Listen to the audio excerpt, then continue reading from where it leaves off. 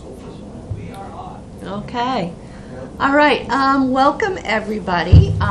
So tonight is a scheduled budget committee meeting. We do not have a quorum yet. We're expecting hopefully some late people to arrive at some point this evening. So what we're going to do is we're going to have a community presentation event. So it's not going to be an official meeting unless we have a quorum, in which case then I will call us to order. But what we're going to do tonight is just have a presentation of the budget that would have been presented to the budget committee. It is being recorded, so all the members who are not here will be able to watch it and see exactly what the information is, and they know that if there's any questions to go through me, and we'll get those answered. So even though we're not an official meeting, why don't we start with Pledge of Allegiance. I pledge allegiance to the flag of the United States of America and to the republic for which it stands, one nation, under God, indivisible, with liberty and justice for all. All right, so I'm going to turn it over to John and Troy to just run us through in the order that you had requested. All right, so we'll start off with the town clerk's budget. That's account number 4140.10. And I'll just quickly go through the highlights of the budget, and if you have any technical questions, Terry's here she can assist me with those. So, okay. Yes, I should probably welcome everybody in the audience. We're so excited to have an audience. Thank you for taking time out of your personal lives to come and present this. We do appreciate your coming. And so before we jump into the town clerk, tax collector, town clerk budget, I just want to point out that in the wage lines, the staff is shared. So we actually, 50% of the wages are shared in town clerk, and the other 50% are accounted for in tax collector. So, as we go through the budget, it's just always good to keep that in mind. The budget this year is proposed at $115,399. It's an increase of $6,829. We see some increases in wages. There's a couple things going on. One, we did a wage increase this year. As I told the budget committee at our last meeting, we did our performance review. It was the first time we've done those on the town side, so it was part of that wage implementation plan, and it went very well. It was a really good process, got some good positive feedback. So just wanted you all to be aware that we are no longer just kind of a seniority-based step system. It's a performance review process, and employees, depending on how well they score, get a certain percentage of increase. So those wage increases that were just recently granted are reflected. Also, this year, the Board of Selectmen agreed that we needed to address some staffing issues in the town clerk tax collector's office. And we did this for a couple reasons. One, we need to make sure that we have office coverage for when our staff are out on either sick, scheduled vacation, training sessions. We want to make sure we always have office coverage and fully trained individuals at the window. So we come up with a plan where we would bring a third part-timer. So the department has, the full-time town clerk, tax collector. We have one full-time deputy, and then we have a part-time clerk. We brought on another part-time clerk. Right now, we only have one part-time clerk employed at the town. We have gone out and started that recruitment process. We had hired someone. Because we don't offer real great benefits for part-timers, it didn't turn out that well. So we're just right now spreading the word around, and hopefully we find the right candidate. So in the 2018 budget, you'll see that we are still planning to move forward with our plan to have that extra part-time help. In addition to having the extra part-time help for office coverage, we're also looking to increase customer hours. So having that additional part-timer, we will increase our hours On Mondays and Thursdays, we will be open from 7 in the morning until 6 at night. So currently, right now, you only have one evening on Mondays. We're open until, what, 6 o'clock? 6 o'clock. But we only open at 10 that day, so we find that there's a great amount of demand for evening hours and morning hours. So it really is going to be, for a small amount of money, the customer service is going to be great. I don't know of any other towns in southern New Hampshire that are going to have 2 evenings with, open hours, and then the early morning hours. So that's explanation of the wages. And then everything else is just, just some software increases, dues and subscriptions, just minor things.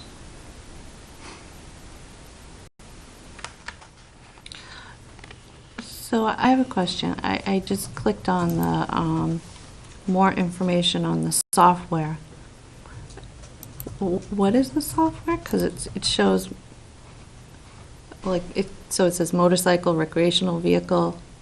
That's the Blue Book. That's the list price for them. So when we put in the VIN number, the software that we use, that once you put the VIN number in, it populates all the information that we need to register it. Okay. Yeah. I'm like, I didn't know we had a motorcycle. Okay. Yep, that's what all those are. It's for the Blue Book information, and then each person has a license, but it's automobiles, it's motorcycles, it's the bigger trucks, and it gives us a list price, which is what the town gets their money from. Okay. Thank you. You're welcome. Anybody have any questions? All right. Looks good.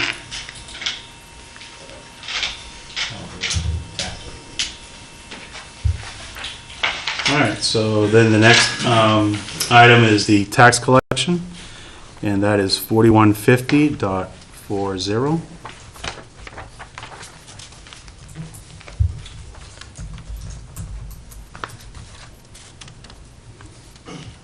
And so this budget's proposed at $113,501. Bottom line increase, $9,808.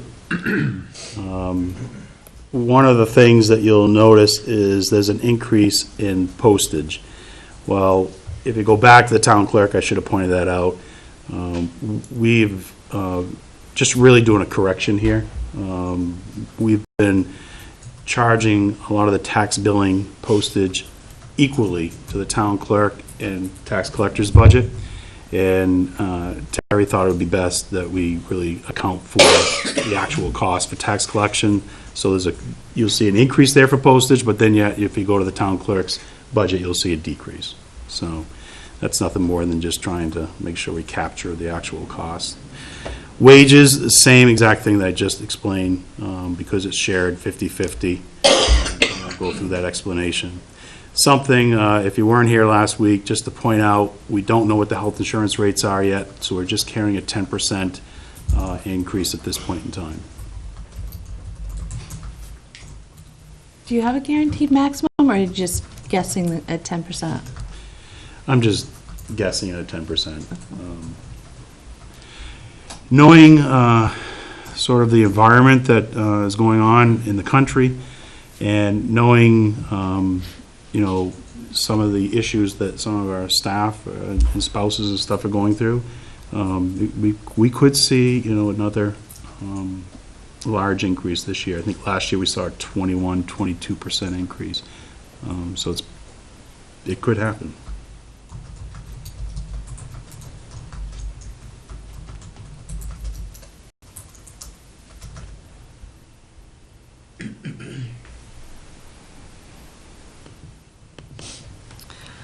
All right, any questions on tax collection? Moving on with the sanitation. Okay, thank you. All right, sanitation or solid waste, that's account number 4321. Do we need to do town meeting first? Oh, town meeting? Do you want me, yeah, we could do town meeting just in case you have some questions. That's the last one I have. You didn't want to get up and get down, get up and get down? I don't think so. Okay, so town meeting would be account number 4130.30. And this town meeting is actually, let's see, we're budgeting $15,975 this year. It's up $8,635. And there's a couple of things that we need to discuss. One, last year we only had one election. It was just the deliberative session. So this year we'll be having, what do we have, four elections. Last year, we planned one We election. planned, and we Didn't had, work out that way. yeah. We planned one election. So that's why you see an increase throughout for the ballot clerks, the moderator, checklist supervisors. We did increase for our supervisors of the checklist. We've increased their annual stipend. So they're all going to, instead of receiving $328.24 a year, we thought it was best to sort of give them an adjustment there, and we've moved them to $500 a year. So that's where you see the increase. It'll be $1,500 now for the 3 supervisors of the checklist. With that being said, we've eliminated the extra clerical support, which was carried at $350 a year. So with the new stipend, that stipend would include their work that they do throughout the year. There wouldn't be any extra pay for work that they do prior to the election or after the elections. So. Which is a lot more than they did when this all started. Since I've been doing this, it's been the same amount, same stipend that they've had all along. Now they have to input everything into the computer. It's not like it used to be where they just ran off the reports and that's all they had to do. Now they have to scan before an election, they have to scan after an election. Everything has to be done within the state, connected to the state, and there's a lot more work involved than there was, 12 years ago. And like I said, they're doing a lot before elections now, a lot after elections. They have to go and check to make sure that, with death records, and now there's so much more involved in elections, and they have to make sure that the checklists are correct with people that have died and people that are moved, and so it's more of there's a lot more involved in it. So. Wow. Had no idea. Lots more. I'm sure it's going to continue to increase too. I'm sure it's going to. With all the spotlight that's on New Hampshire as well as the country. Exactly. So then you'll see, again, down at account number 346, that's up $3,500. That's our programming support, and that's, again, just strictly driven by that we're increasing the number of elections this year. So we have 2 ballot machines that need to be programmed for each of the elections. So that's up $3,500 just due to the number of elections we're doing. And then the last 2 accounts that you'll see an increase at is account number 692. That's the election provisions. So that's bottled water, cookies, donuts, coffee, and for all the workers that are there throughout the day. It's a long day for everyone. So we typically, Terry and myself, someone will make sure we have some food and drink and stuff for them. So, and then at the last account, 740, election supplies. What we're trying to do here, you see an increase of $2,700. You may have noticed the last time you went to the polls that we had a couple new voting polls. I guess you would call them pods. And they're really simple to set up and take down.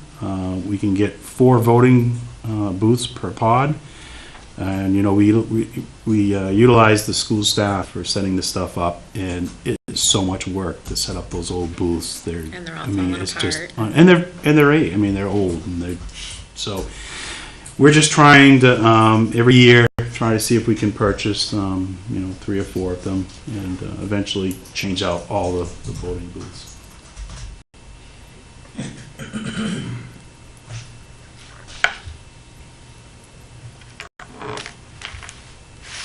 Okay, any questions?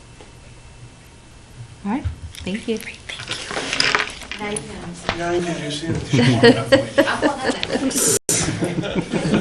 night, Terry. Come on, Dave.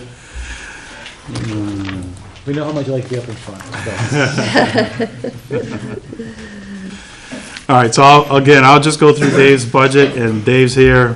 He can answer all your technical questions, 'cause obviously Dave knows how to run the facility down there. But the same explanation for wage increases. We haven't, as you see in the notes column, we have not proposed to increase any hours of the staff. The increase in wages is simply due to the performance review that we did this year. The next increase you'll see is the health insurance. That's that anticipated, at a minimum, probably 10% increase.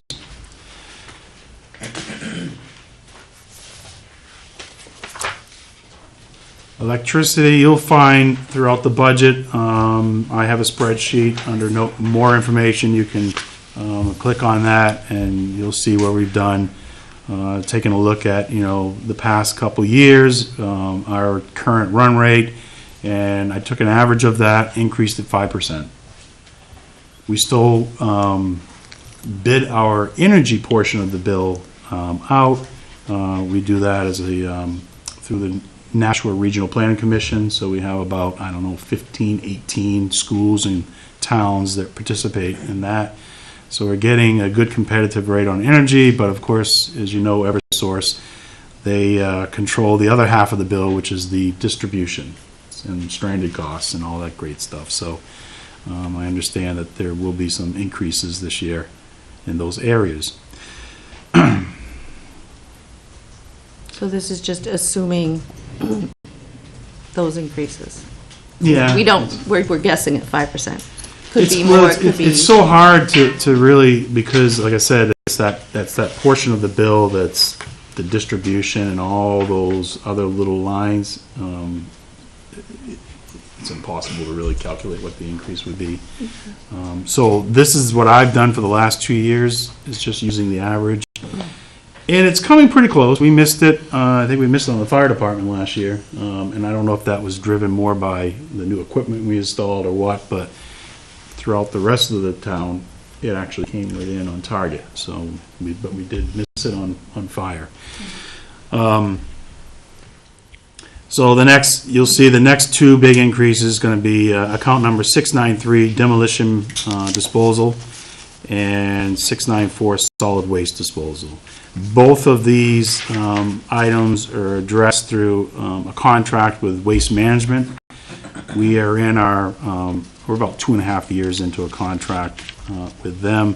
The first year and a half, Dave was able to negotiate a 5-year agreement, so the first year and a half, there was actually no increase in the contract. So in 2018 will be the first time we see an increase, and it's a simple 3% adjustment for hauling and the per ton disposal.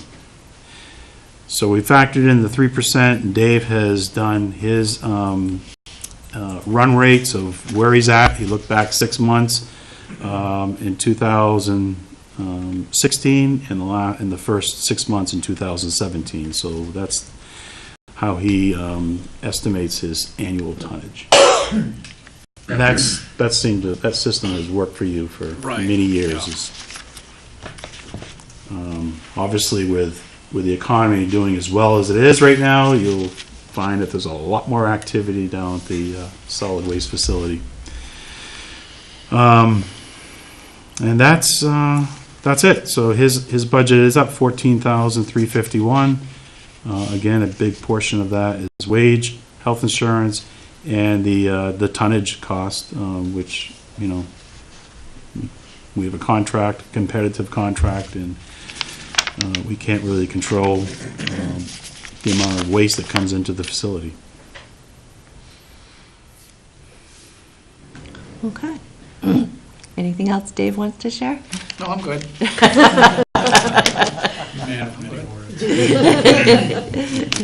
All right. Thank you. Thank you. Did a great job, Dave.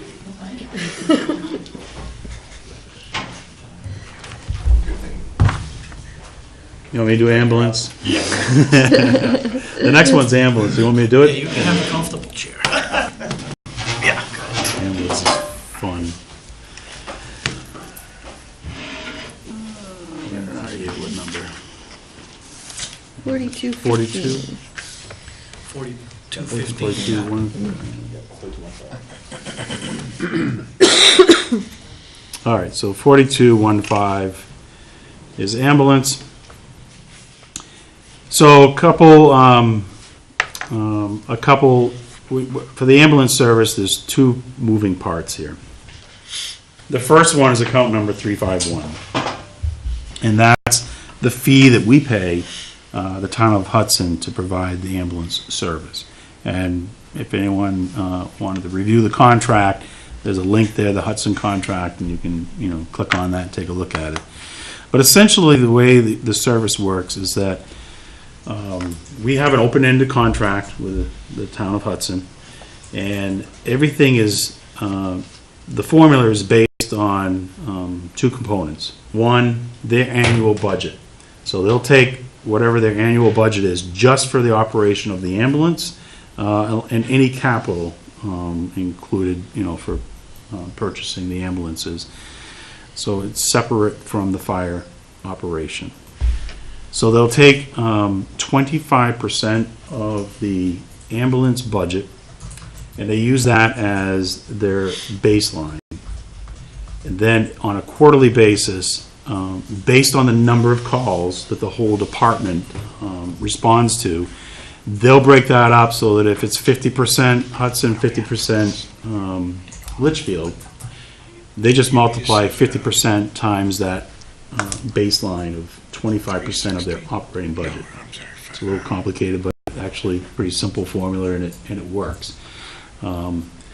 So the problem is always trying there's a couple moving parts, because our fiscal year is different than Hudson's fiscal year. We never really know what their operating budget's going to be. So, you have to assume that their budget's going to go up. And second, we never know what percentage of calls are going to be in the town of Litchfield versus the town of Hudson on a quarterly basis. However, if you take a look at the history that I put in the notes column, you can see it really fluctuates, and a lot of that is just driven by, again, one would have to assume that their operating budget increases every year, but the other big moving part is the percentage of calls. So I'm very comfortable with level funding the ambulance this year in 2018. We may have to take a look at it next year, but as of right now, everything seems to be trending that it should work. The second line, account number 800, is the revolving fund that we have. So the town of Hudson, in our contract with them, is that anytime they provide a service to our residents, or anyone that's in the town of Litchfield, because we have events that go on in Litchfield, Yeah. the spooky world, if they're unable to collect fees for that transport, then the town of Litchfield is responsible for paying that fee. We've been able, there was a couple of things, some of you may be aware that the town of Hudson got behind on their accounting and billing practices, and about 2 years ago we got hit with a fairly large amount of cost due to a backlog of bills. But the new fire chief over there, Mr. Chief Buxton, has really got on top of things, and the billings have been up and current. We've also have hired a collection agency, and that is working out really well. Is making people aware that when they don't pay the bill, they're now being contacted by a third-party collection agency. So we're just seeing some improvements there. So we hire a collection agency, so where is that figured in? They work strictly on commission. Oh. Yeah, so. So there's no additional fee for using them? No, so what we do is we'll what happens is it's kind of a long, drawn-out process, but Hudson has its own billing service through Comstar. And Comstar is, almost in most towns and cities. So the initial bill is sent out by Comstar. They will try probably at least 2 times to collect the fee. When they've decide that they can that the account is aging, they will actually send the town of Hudson a bill. Hudson will pay it, then they bill us. And then we pay it. We will then we send out a couple letters. We'll try to, and sometimes we get lucky, we're able to collect the funds. But after I think it's 60 days or less, we then hand it over to the collection agency. And they stay on top of it. The first thing they do is hit the individual's credit report. So like they told us, a lot of times, it may take 4 years when these people are trying to get a loan or something, and they need to clean their credit report up before they can get that first mortgage payment or whatever, mortgage loan. And so that's how it works. So if they're caught up, and it looks as though year-to-date we're doing pretty good, why do we still want to set aside $10,000?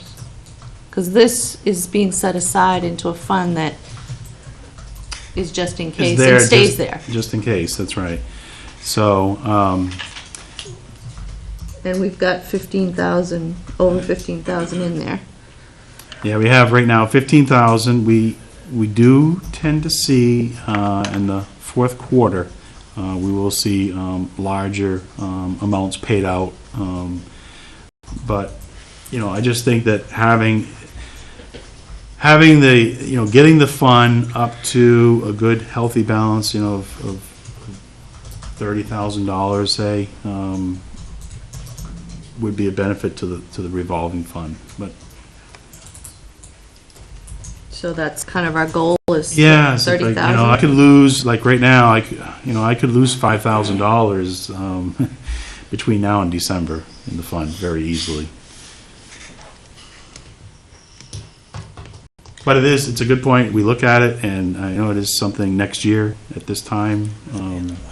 If we have another good year, it is something that we could take a look at, cut back.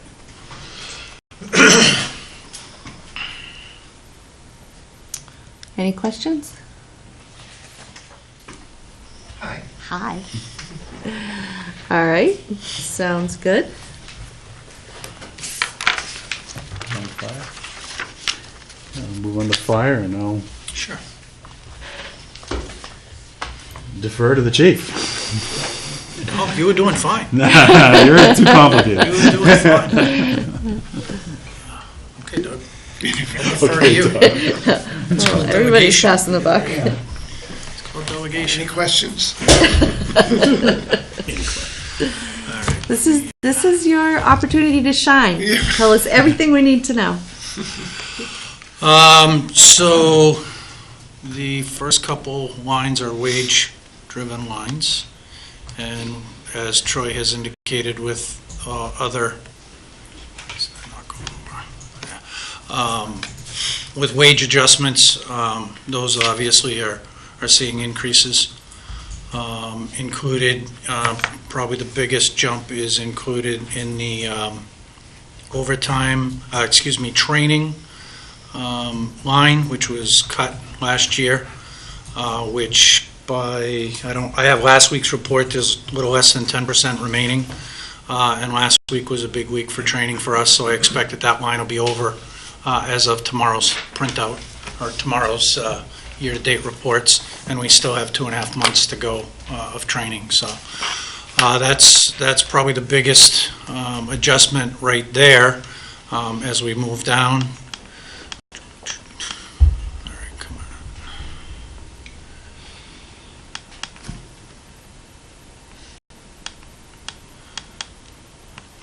Too far.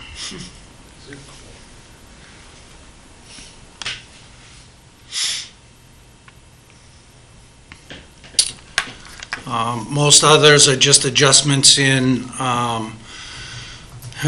or increases in the Hudson Dispatch contract, increase in background checks due to a new state law requiring that we actually have our personnel fingerprinted and FBI background checks done when they seek a medical license.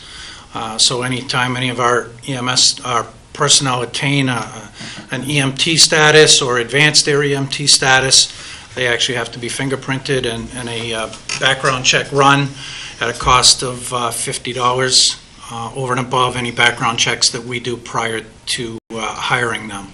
So that's the increase in pre-employment.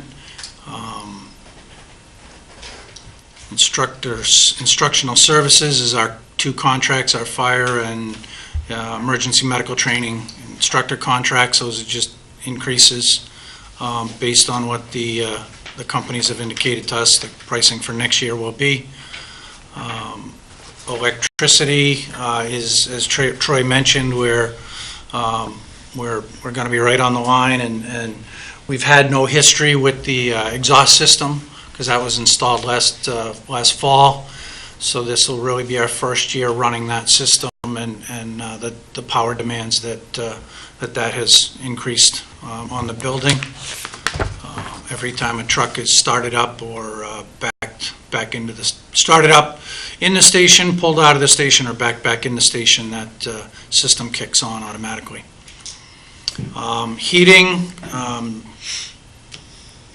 not sure where we're off there, other than it might have been a timing with propane fill-ups, but we are seeing an increase there. Going down. Next major increase is an additional $36,000 or $36,000 increase in equipment repair and maintenance, and that is to continue the ongoing radio replacement program that we started last year. And as I had indicated last year, that's going to be a multi-year process to upgrade all of our mobile and portable radios. Big one, is that rescue tool? Oh, and no, I don't think the rescue tool's in Oh. that one. Okay. Hang on a second. To the bottom, I thought. Yeah, it is, it's in. Okay, I'm sorry. Yeah. Actually, the 6,000 is we had cut 6,000 because we replaced part of the radio in Hudson out of the 2015 budget. Right. So we had cut that from the original 40,000 last year. So that's to put it back to 40, to put that radio replacement program back on track. And then the 30,000 is to replace the hydraulic rescue tools on the rescue. The tools are approximately 20 years old. We replaced we have one tool on engine 4, which is what's called a combination tool. It kind of does a combination of things, hence the combi tool or combination tool acronym. Excuse me. On the rescue, we run a full set of tools, so a set of cutters, a set of spreaders, rams to displace dashboards or basically spread parts of the car apart. So that's the $30,000 increase there to replace those. We've already replaced and have on order the tool, the first tool, which came out of the revolving reserve fund for equipment, because that was basically they came to service it and they couldn't repair it, and we had to take it out of service. So that was more or less an emergency. We had to replace that tool. So it is on order. We did an evaluation, selected one company in particular out of 4, and we're moving forward with staying consistent with that company. So in anticipation of the tools on the rescue that were all purchased at the same time as the tool that we had to take out of service last year, that $30,000 is to replace those 3 tools on the rescue truck. So, more commonly known as the jaws of life, if Yeah. that helps. so, just as a strategic thing, would it make sense to put that in a warrant article so that people see the dollars and see the importance of it, rather than potentially be frustrated that the budget's up and just a, I think the issue is it's not a new tool, it's an existing It's a tool that needs to be replacement. maintained. It's a replacement tool. that's true, that's true. And usually we put the warrant net new stuff. Only if it's new. Yeah. I'm just trying to think of Yeah. strategically.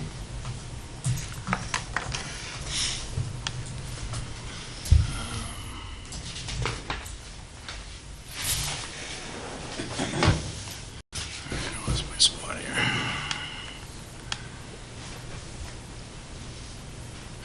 Vehicle fuel, thank you. Vehicle fuel is really based on the numbers that it's based on the town fuel contract and so forth, so I believe that's going to be because of the gallonage. Just based on And usage, and is this usage, the diesel? Or- Yeah, that'd be diesel. Yeah, so it's Yeah, that'd be based on, diesel. looking at your usage, and we're still projecting a cost of $2.75 a gallon, right? And boy, that's what you have. Uniforms and accessories are up 1,000. Last year, we had proposed a dress uniform program, which was cut. This is kind of basically coming in to get that started at a much slower rate, so. Protective clothing increase is based upon the cost increases in the protective clothing. No increase in amounts or numbers of sets, it's just the annual increase in the cost of it.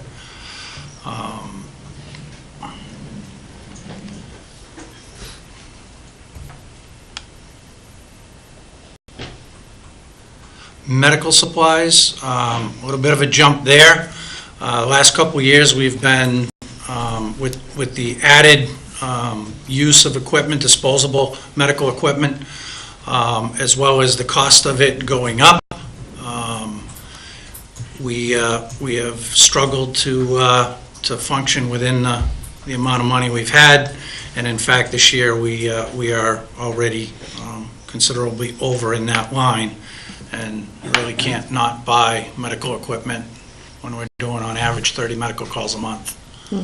So, some of the equipment is exchangeable with the ambulance because they get it, basically if we use, we talked earlier about Narcan, if we use a dose of Narcan, they'll give us a dose to replace what we use, they'll get it back when they go to the hospital, and ultimately it's charged to the patient.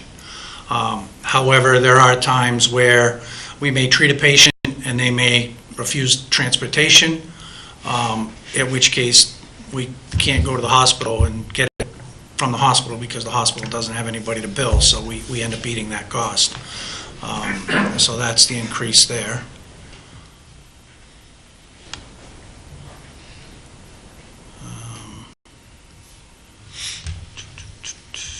Equipment leases is our photocopier. It's based upon the lease and usage, and that's based on actuals. And I think that's pretty much summarizes all the major changes in the fire budget. Any questions? Do you replace 5 sets of gear a year? We do. So Gear you'll has a get- 10-year lifespan. Well, so you're just constantly replacing, not everyone gets a new set every year? No. Oh, that's. They wish I would. Yeah, yeah. What we've tried to do over the past several years is get to a point where everybody has their primary set and has a backup set, or we have a backup set we can fit, that fit a couple of people, should their set get dirty, damaged, or I would whatever. think technology changes every 10 Technology years, or whatever changes, the word but I'm looking basically for. gear, Fire retardant. all the protective clothing, it's 10 years from the date of manufacture, whether it has sat in the box for in a dark closet for 9.5 years, or it's been out used every day for 9.5 years. So we, and then a lot of it depends upon, with our call firefighters, if we hire a 6'6", gorilla, we don't have a set of gear to put them in. What we do is when we hire somebody new, we put them in old gear. Less than 10 years old, but we don't go out and spend $3,000 on a set of gear, because during their training is the time they're going to use it the most, Right. and we just don't want them to trash a brand-new set of gear. And the flip side of it is, some people don't last the whole length of time, so again, to put $3,000 into somebody that realizes after 3 months, you know what, this isn't for me, I'm not cut out for this, or my wife, husband, whatever, has decided I'm out too much and having too much fun and has reined in, tightened up on the leash. So we wait till they're off probation to actually get them a set of their own gear, fit for them. So, but we do have the occasional, on both sides. We hired a young lady earlier this year that we didn't have anything small enough to fit her, so we had to have, actually, we were able to have some gear tailored, and it was pushing the max of what they can tailor gear to at least get her a set of gear that, fit her, protected her, and was usable until, she got off probation and got through Fire 1 training, where she would basically, beat the gear up. So, and then we'll buy her a set of gear that fits her. So we do 5 sets a year. And it goes up, on average, 5 to 8% a year. I believe it. So, like everything else. Any other questions? Chief, you said the increase in training, is this just the continuing ed stuff that needs to be done every year? It's our continuing ed, our EMS requirements. For every 2 years, we have to recertify our EMT or EMT advanced and paramedic. It's also our regular department training. We do 2 trainings a month, actually, two fire trainings a month, 1 medical training a month for all the EMTs. And we've had, our average age is getting much younger. So we have a lot more interest and we have a lot more attendance at training. So that's a big part of it. So that's And right. as well as we have people we've had to put through Fire 1 and EMT, which we do pay them for their time in class because we require it. So we kind of had a year or 2 there. We didn't have a whole lot of folks going to Fire 1 and EMT. And over the course of late last year and through this year and even continuing, we've already registered 2 for EMT for January for next year. So we have 3 we actually Fire pay 2 for the class school right now. and pay them to go We pay for there? the school and the time. Huh, all right. Yeah. So once they go through the school, do we require them to stay with us for? We don't have a formal, no. We haven't really had an issue with that, quite honestly. I mean, and it's one of those, the benefits outweigh the risk of somebody coming in, getting the training and leaving. So most of our turnover is moving out of town, just don't have enough time, type things. You got full complement right now? We've done Just 3, about. 2 or 3 down. 2 or 3 We're down. interviewing right now, but which is pretty much the average. I think we were at full complement for a week. You know, always the it's way. just when you think you're there, somebody decides, oh, I'm moving to North Carolina, I get an email on a Sunday night. Chief, I regret to tell you, we just bought a house in North Carolina, we're moving. Like, well, it was a week, because it is a long process. We interview, like anything we interview, we do several interviews.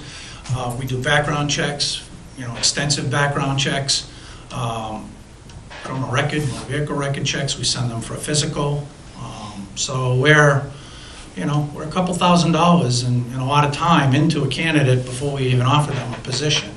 And then, $3,000 worth of gear, $1,000 class, 180 hours in the class at, our base starting rate, so we try to keep them as Yeah, much as we absolutely. can. No. But, you can't say, no, you can't move. Your family can move, but you can't move. You haven't been here long enough. So, yeah, and quite honestly, I mean, and I know the police department has some kind of an agreement, but I've never seen one really stand up when it's been pushed in court. It So, hasn't. it really comes down to, is it worth spending, do you spend more money to fight it and to hold on to them, or Right. get them to pay it back, than you do in time and legal fees? So Yeah. we haven't really had the issue, so it's kind of one of those, Knock on wood. yeah, let the sleeping dog lie. So all our call firefighters are residents? We have 1 or 2 that are right on the borders, just over the line. We try to stay in town, but we have one just over the line in Hudson, one just over the line in Manchester, and we have one that just moved just over the line into Londonderry up by Troy, from, right in the center of town. But we generally keep it to within a mile of Town any borders. one of the borders. Because quite honestly, you could live over on Wiley Hill Road, Yeah. and you could get to the current station quicker than somebody in the north end or way down off of Page Road could get Right. to the station. It's true. And that's where we are now. When we hopefully move to the center, we could even expand on that side because of the straight shot down Hillcrest Road. Yeah. So, and historically, Manchester obviously has no on-call. Hudson eliminated their program 2 or 3 years ago. Londonderry's never had, they've had them, but there hasn't been a big push. But last year, they kind of put a push on. So we don't, really want to compete against them, but if somebody comes in, usually we'll say, have you gone to Londonderry? Or, but again, they advertise, but I don't know that they really did a whole lot. So, if somebody's interested, we're not going to say no. Yeah, right. We'll put them through our process. So. Okay. Any other questions? So one quick thing, but there is money, and I'm surprised nobody caught it, there is money in the budget to continue the thermal imaging program. You want to get your show and tell out? Well, actually, one of the things we did this year was, the last 2 years, we've replaced 2 of our 3 conventional thermal imaging cameras. This year, at one of the trade shows, happened to see a new camera that's actually designed to fit right on the mask as opposed to be a handheld unit that weighs 3 or 4 pounds. So after doing some research, and we've moved to this, we've just outfitted 4 of our masks with the camera. That's just so they can't see. They have to go through the camera. Oh, you're trying to get the button? Yeah, I'm going to get it out of here. So for the price of one conventional thermal imaging camera, we can outfit 8 masks. Wow. Nice. So can we sell the other 2 and get all the masks? We still need to have. The other one's It's just this So they one's can just, see bodies. that one's too. just No, killing they them. can see. So The basically, fire behind the as wall. this warms up, this is the camera right here. Yes. And then right inside the mask, and we'll send it around so you can look in, down on the right-hand side, there's a little, it's about the size of a quarter, screen. And we blocked it off so that you can actually see. The visibility would be 0, so this was what we would be looking. And as you kind of look around the room, you can see what we actually get to see now with this technology. So we're actually going to move forward with outfitting every mask over the course of the next 4 years with this technology. And with this technology, like anything, there's upgrades in the works that they won't tell us about, but everything can be, it's a firmware thing, and I'll let John explain that concept. But basically, they can come in, they can hook up a computer and update that to all the different things that come out, and add that. Right now, you basically can get, a heat signature. It'll give you temperature of where you're looking at. So that's through all the smoke, through everything. So it's really, it's giving eyesight to a blind person is what it's doing. So we have 2 conventional, which have much higher resolution. That's like, LCD TVs were when they came out 5 years ago. The other cameras, like what, you see it on the commercial there, the 4000K, So we obviously need a couple of those, but now everybody can have this ability and so forth in their masks. So we did spend the money on those. They literally we had to order the cameras because it's been such a backlog. But, we're going to continue to outfit those cameras so that every firefighter has that technology working for them. Amazing. As we go into a building. So, and quite honestly, if it saves one life, it's well worth the $1,200 for that camera. So, That's Scott Manufacturing. Scott Aviation. My dad Scott always Safety, said that it's one one of of the their all firefighters part of the- said, I don't know where I am. Well, but compared to, if you didn't have it, That's the tissue in there is to basically give you the idea, we can't see anything. Right. You may be able to see your hand out in front of your face, but that technology is just, and coming with it, like I said, you can actually get the temperature in the ceiling, at the floor.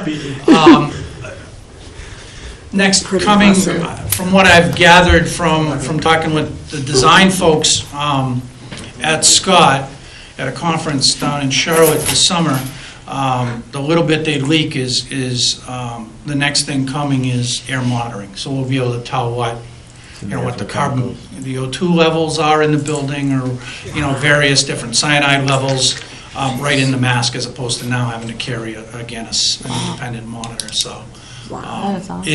I would expect that every 4 years, the standards, the NFPA standards get revised and upgrades get required. I would expect, if not in the next revision, and I think 3 years for masks, definitely in the 4 years after that, it'll be a required component. So we'll be ahead of the curve by a couple of years. So, and like I said, it's one less thing to have to carry. It's right there. The only thing, unfortunately, because they communicate, because nothing can penetrate the mask, it communicates via Bluetooth. So you have to turn both on.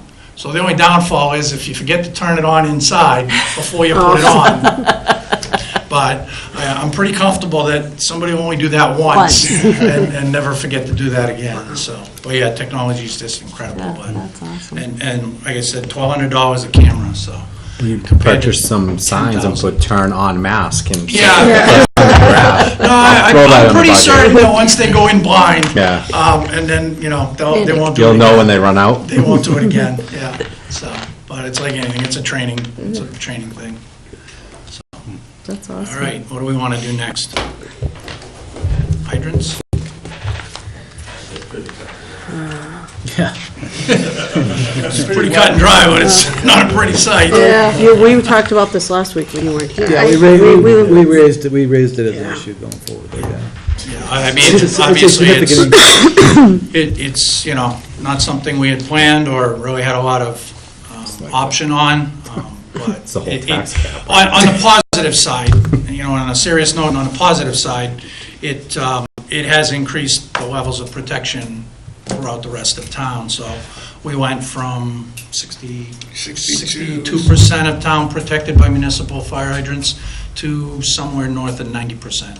So we only have a couple of cul-de-sacs and a couple of stretches of Charles Bancroft that don't have municipal water, within a couple thousand feet. So, one of the other advantages is when we look to start replacing apparatus down the road, it will have an impact on what we have to, what we need to look at as far as, do we really need a big tanker anymore because we've got water so close. So, but that's probably a little premature at this point. So, Can I just ask a question, is this a one-time or is this forever? Every year. Every year? this bump is one time, but Oh. the end number is going to be go down. every year. No, but Right. is it gonna Right. stay $150,000 for the rest of those Well, hydrants? no, it's going to stay 449 Yeah, plus. 449 is a total a year. Yeah, Half so a- this is just, the $500,000. 152.9 is this year because of the 42 new hydrants, 42 plus the new development the two new developments off of Page Road. Plus So any- we're probably plus- 50 of and those plus are in any there. increase that the PUC decides to Right, grant. plus the annual increase that PUC does. Pennachuck was granted by the public utilities. So in reality, it's going to be 450 plus whatever that annual increase is next year. So, So one of these hydrants is in Manchester? We do have one hydrant that's We a have one Manchester that's- hydrant, yes. it's not in Manchester, it's on the Manchester system. So you gotta pay Manchester Oh. for it. So because the two systems can't interconnect unless there's a true emergency because of different water treatment methods, the one at the very north end of town is actually off the Manchester Waterworks. They came just over the line, so we pay them because it would have been even more expensive for Pennachuck to run all the way up to the Manchester line. Consequently, it's the only red fire hydrant we have in town. But it's a lot cheaper. The money's a lot cheaper. Can we get them all painted red, maybe? I know. Is that what does Don't it? think that's going to quite help that. Good idea, but So, yeah, Liz, you had a couple of things. Obviously, you had the addition of, 49. it's almost 40. Oh, I yeah, saw a 50 bunch of them at the end of 50 my new street. hydrants. I was in all that traffic. Right, so 50 new hydrants. On top of that, 49 of them are even going to have a rate increase of about, I said 22, it's really 22.97%, so 23%. Is that because of the water? They'll do a rate increase. Penachuk will do a rate increase probably, maybe every 3 years or something, because then it's a process that they have It to just seems go like so through much the money PUC. to me. So going forward, I we mean, I'm will all for pick up hydrants, don't any get me wrong, I new want a develop- hydrant in front of my house. Yeah, any new development in town, if there's a new housing development that will pick up 1 or 2 hydrants in that subdivision, that's where we'll see an increase. So it should be, once you reach this $450,000 figure, it should be, you pick up a couple hydrants a year, and every 3 years, maybe you have a rate increase. I just had no idea that's how much hydrants cost. The things you learn. Yeah. Wow. You're gonna go down and see dollar signs instead Yeah, of hydrants. that's exactly. It's gonna be like the direct TV commercial. Yeah, Should be. There you a go. little leprechaun. No, it could be. Maybe on March 17th we'll go there. All right. Because it's French. Anything more for the fire department? Wow. Emergency management. Just something maybe as far as, is any of this being mitigated in our claim against the folks that caused us to have all these fire hydrants? So we're in, we have discussions ongoing with St. Gobain, and this is one of those items. And I certainly, I totally understand the benefit, the homeowner's insurance goes down, the fire department, obviously, the safety aspect of it, but we didn't ask them to pollute our water. But we also demanded they put the hydrants in. They didn't have to put the hydrants in. Yeah, we also could have sent them Feinstein and Folizzi over there and own their building, right? We didn't ask for it, so I certainly hope our attorneys are. And we are. And okay. as we said the last couple of It's meetings. for a small town like us, for the small town like us, this is painful. This is huge. And realistically, it's it's what we vote, we can't vote on anything else.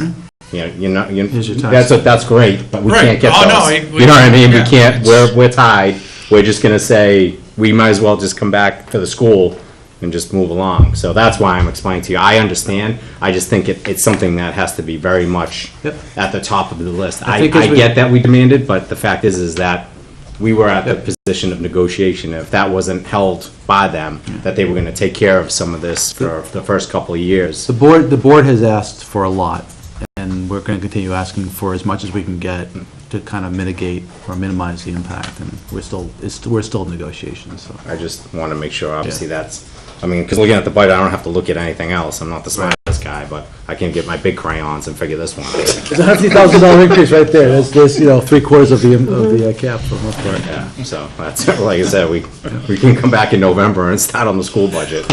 So, I mean, realistically, Done, cut it there. God, that's it. So before those hydrants, you just used a tanker truck? Correct, yeah. Ours, we have what we call run cards, they're basically pre-designated responses. So, obviously all of our equipment goes to anything of any significance, but we automatically bring in, depending on where it is in town, all the neighboring towns, and we go to what we call alarms, 5 alarms out. So, we can have apparatus from as far away as Candia, Auburn, Pelham, Mutual Aid, and we go to them when they have something too, so. But these hydrants will help you. Well, these hydrants just make it a constant, instead of having to, run the tanker, a mile and a half, 2 miles to the closest hydrant, fill it up, bring it back, dump it, Yeah. back and forth, and have 6, 7, 8 trucks doing that. You've got, Constant most hydrants flow, are yeah. 1,000 gallons or more, right there, so,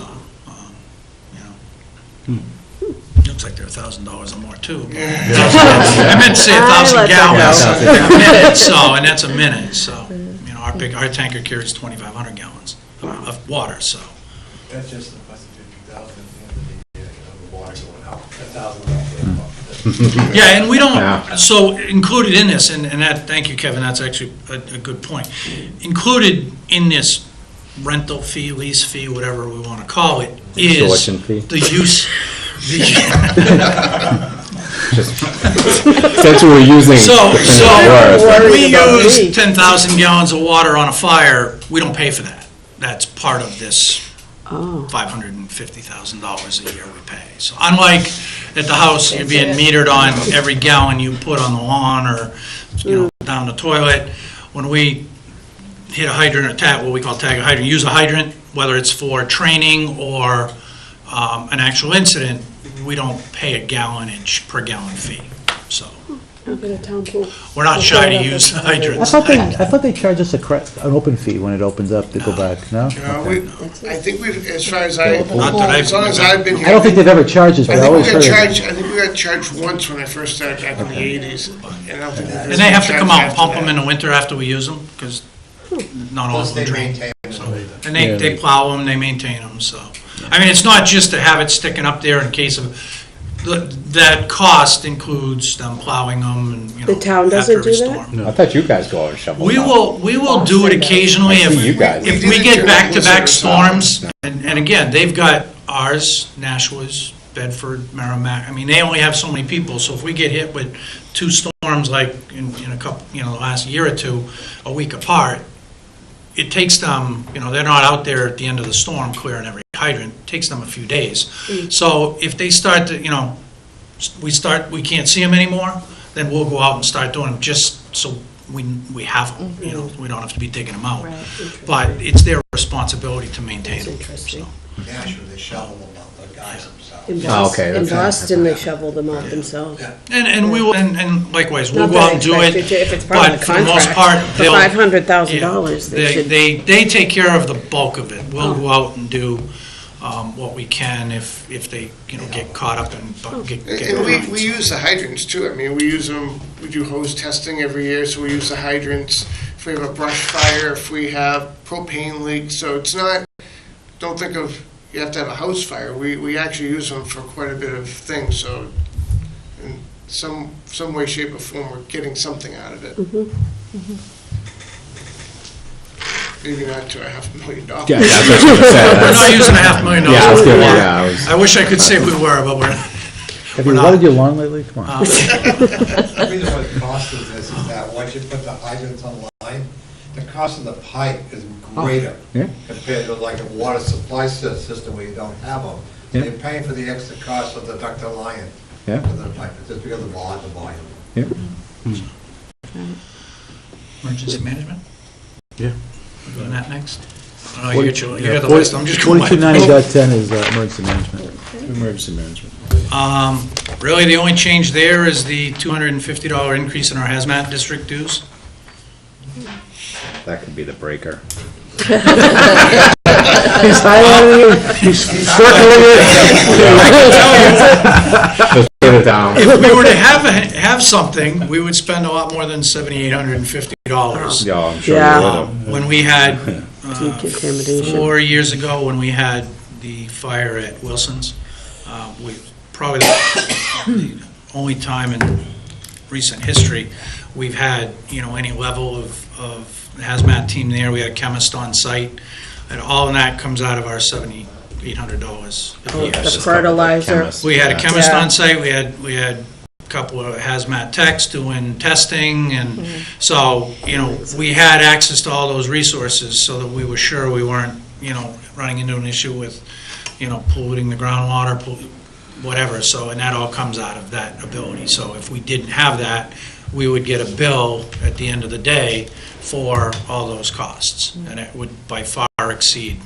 I've never been to a hazmat that the bill hasn't been at least $10,000, so, and that's a real small one, that's over in a couple of years, so. So that's emergency management. All right. Is that it? Anything else? Code enforcement is account number 4241. Want to jump up here, Kevin? Luigi, congratulations on your certification too. Your new He's got the certification. best thank chair you. in the house. Made it warm for you. No, it's soft. And if you're there, there's two increases with the budget. One One is the wage increase, and again, that's a direct result of the performance reviews this year. And the other one is an $824 increase for the anticipated health insurance rate increase. So it's just those two items that are up, and that results in a $2,697 increase over last year's. Sorry, I don't have any equipment like this guy. I keep it clean and simple. I don't even bring 100-foot tape.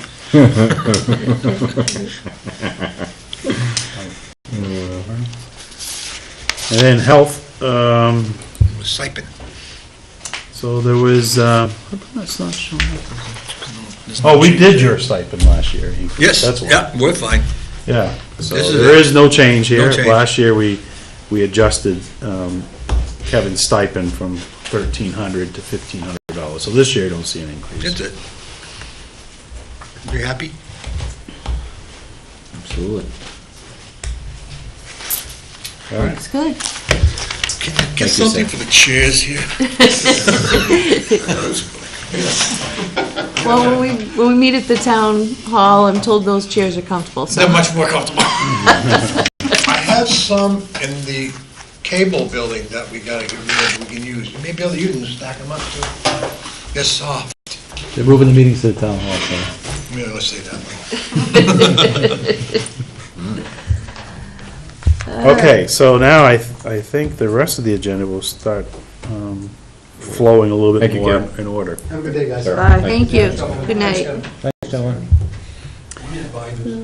So the next one would be the Board of Selectmen or Executive, account number 4130, cash 10. Yes, good Thanks, night. folks. Thank you, Be gentlemen. safe. The only increases are health insurance, right?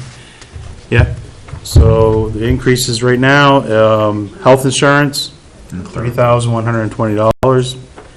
And we also increased the clerical support, and that's just looking at last year's expense.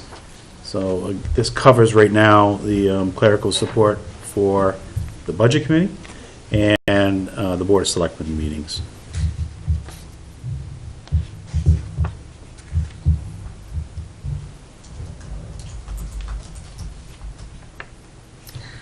All right, any questions?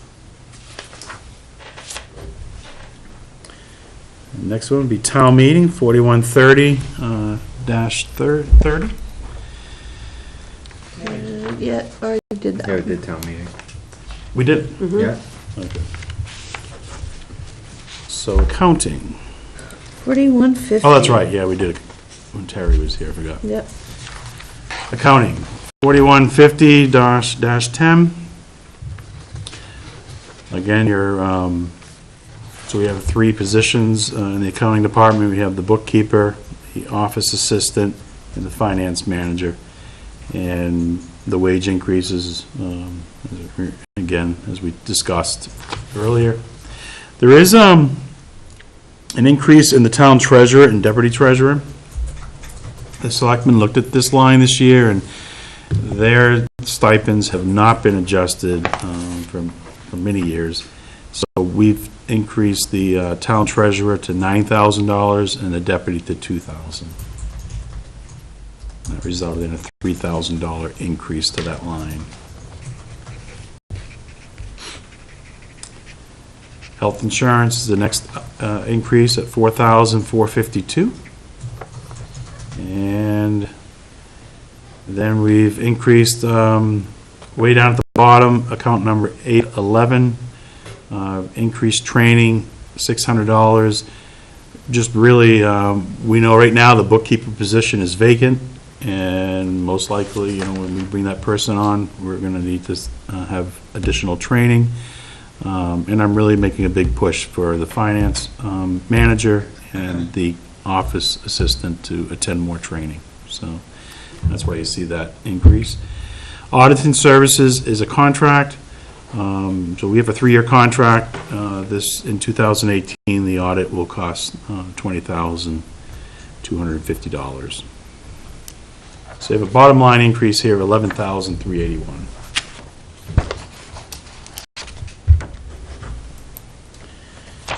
Next account would be assessing revaluation of property, 4152.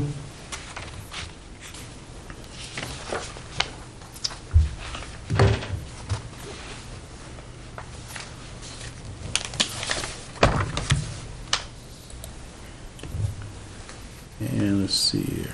So no real change here, except for we just have a small increase in the assessing software at $96.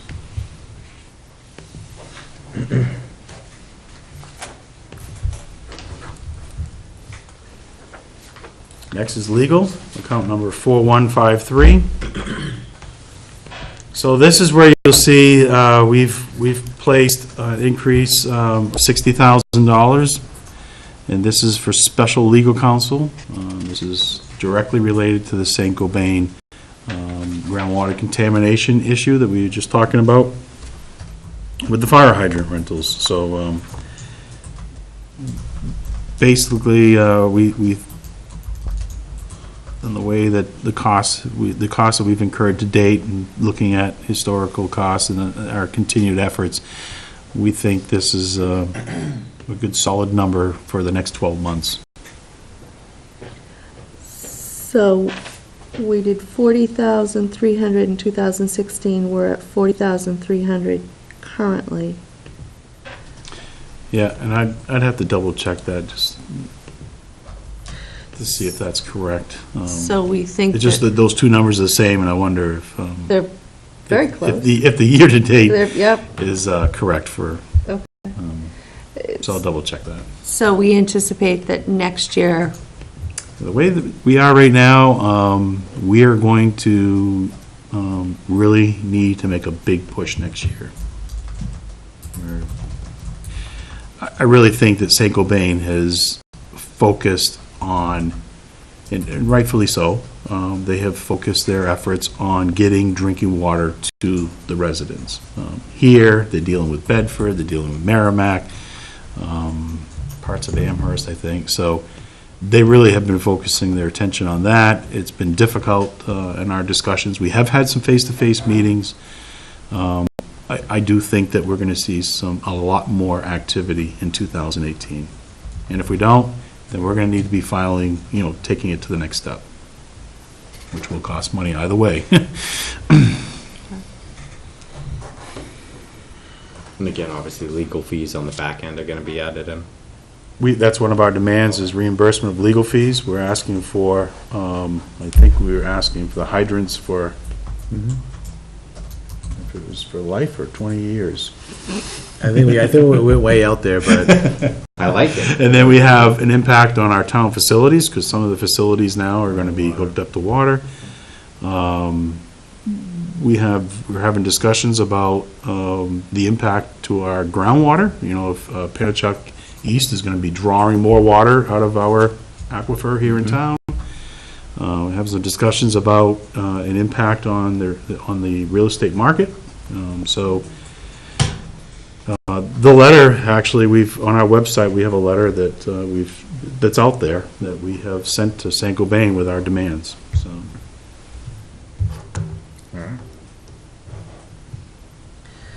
okay. All right. Planning Board would be account number 4191-10. And I believe we just have one increase here, and that's driven by the contracted planning services that we use at the Nashua Regional Planning Commission. This is strictly driven not by an increase in their fees, but the planning board's need for additional hours because they're working on updating certain sections of the master plan. So, the normal amount of about $18,000 a year is sufficient, but this is just an additional $4,500 to help with that special project.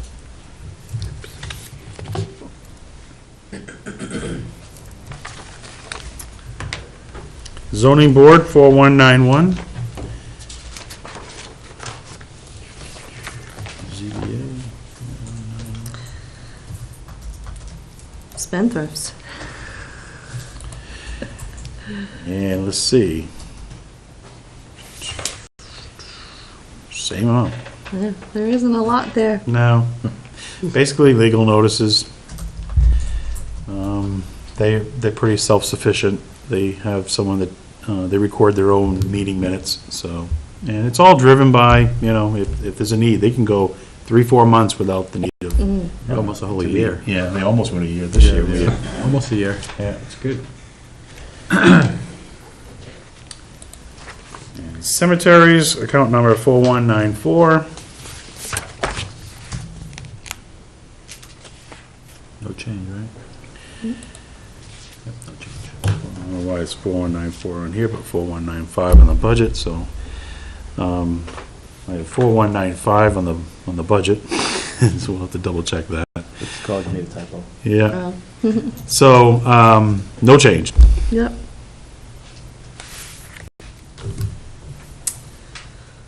Four 4197, the next, 4197. last one, advertising and regional associations. As of right now, I do not have a request from the New Hampshire Municipal Association, so we're just holding that price, the cost, last year's cost. And then I think the Regional Planning Commission, it looks like they have level funded their fee.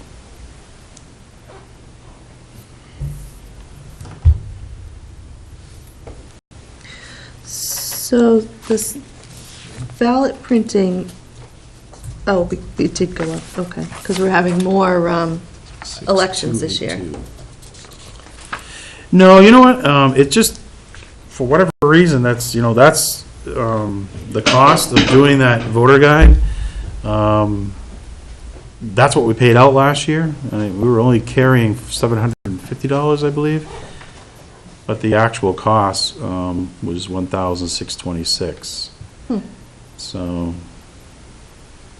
but I think that has some extra things. But anyhow, the cost that you see there, $750 for the printing, and then $600 for the insert. That's what it cost me last year. So I don't see that changing. Okay. Alrighty. And the last item would be street lighting, 4316. And again, I've just applied that 5% increase.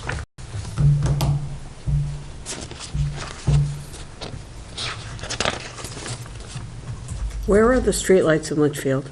And, I'm just you know, curious. I must live well, on a dark side of town. Well, it's interesting, but we get, they're different, Eversource has different divisions. So Kevin, he reviews and approves the bills. But I think we get 4 different bills from different divisions Really? from Eversource. So some of this town is serviced by the dairy division, another one Manchester, another one over in Hudson, so, but, you know, I'll come back and let you know, but I want to I believe we have about 100 streetlights, if We not do, more. and they're I was just they're at, curious, there's 'cause I don't have any in It's our in the street. dark, it's like in, I would say the dark areas of town, but they're all dark, right? But they're at the major intersections. I think there's the 4-way at Hillcrest and Albuquerque. I know there's one up on Hillcrest up by Bear Run, Oh, that good. 4-way up there in Pinecrest. So they're scattered around, and we've gone through and removed ones that were either duplicates. I've never noticed them. That's why I'm I asking. know. When they go away, When you notice them, that's the Really? big Is thing, that yeah. what it is? Yeah, you try to Oh, yeah. pull. Bob's gone. counted them. How many streetlights do we have in town? I was like 7. I wasn't sure, but I know. It's like 7, right? It's like 100, I think. 100, oh. And there's different types, too. There's Yeah. different- We're gonna put those different LEDs up lumens this and- year? Yeah. What's that? We can put those LEDs up this year? You know, for the amount, what happens when you go to the LED,